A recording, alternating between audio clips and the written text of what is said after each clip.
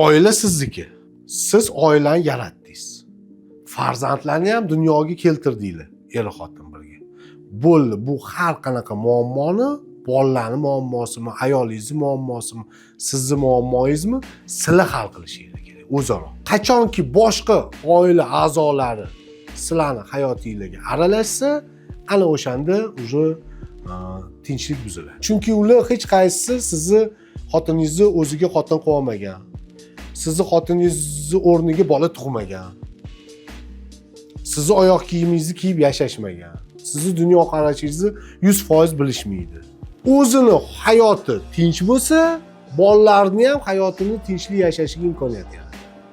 Agar o'zini hayotida notinchlik bo'lsa, o'zaro er xotin bir-biridan rozi bo'lmagan bo'lsa, albatta bu bolalarni hayotiga aralashadi. Xuddi mana maktabda bor-ku, o'zi bezori, to'polonchi bola, kichik, a'lochi, yaxshi o'qiydigan bolani ustidan kulib sindirishga harakat.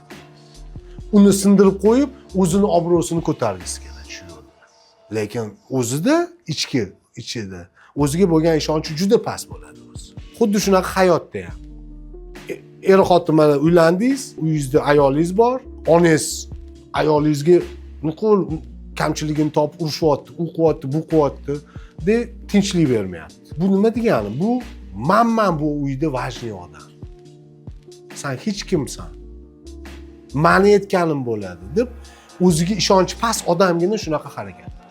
Shuning uchun imkon darajasida yoshlarga ham, oila qurayotganlarga ham, вообще yosh kattalarga ham maslahatim, imkon darajasida oila qurdimi, ilojisi boricha oilasini tinch qo'yinglar, aralashtirmanglar, o'ziga o'g'linglarni o'ziga qo'yib beringlar va qizinglarni ham o'ziga qo'yib beringlar.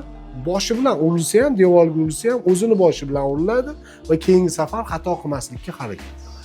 Sizlar to'g'ri kerak paytda yordam beringlar, kerak paytda o'zi so'rab kelsa, maslahat beringlar. Baribir qaror qabul qilishga kelganda o'g'linglarni ham, qizinglarni ham o'ziga qo'yib beringlar. O'sha to'g'ri.